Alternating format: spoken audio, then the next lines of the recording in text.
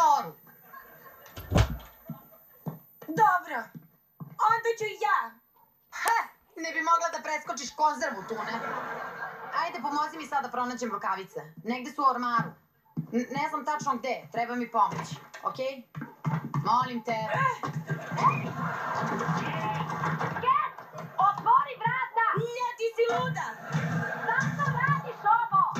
Zato što mi je stalo do tebe uprko svemu. Otvori vrata!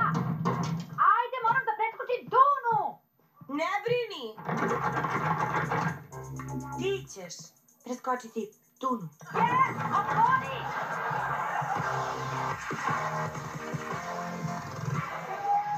Molim vas, zauzmite svoja mesta. Prljava neće da preskače tunu za 20 minuta. Okej, devojke, koliko karata? Izvinjavam se, ribolovac prolazi. Mesta. Da, želimo da kupimo 2 karte. $40. A nadam se da ima mali popust za nas, ribolovce. $40. Ajde. Jay! Hej, Jay! Tu si! Sećaš se Fredija? Onako. Ćao.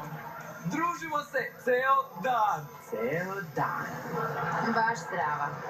Da li znaš da kada spojiš moje ime i njegovo ime, dobiješ Robi? O, idem da kupim karte za motoskok. Ja samo idi. Pomozi mi. Ket, pusti me napolje! Za 20 minuta moram da preskočim tunu. I u ormaru nema nikakve hrane.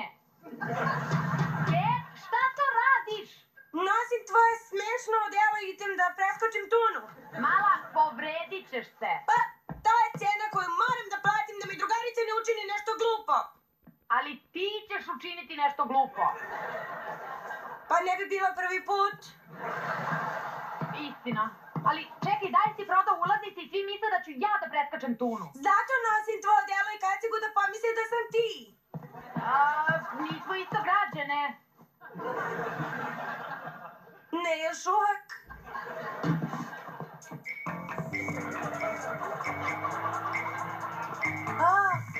Grudi. Dobro, vratit ću se posle skoka. A daj! Šta ću ovde da jedem? Dotori će ti picu ispod vrata. Da, pravougaonici! Ket, otvori vrata! Zauzmite svoja mesta.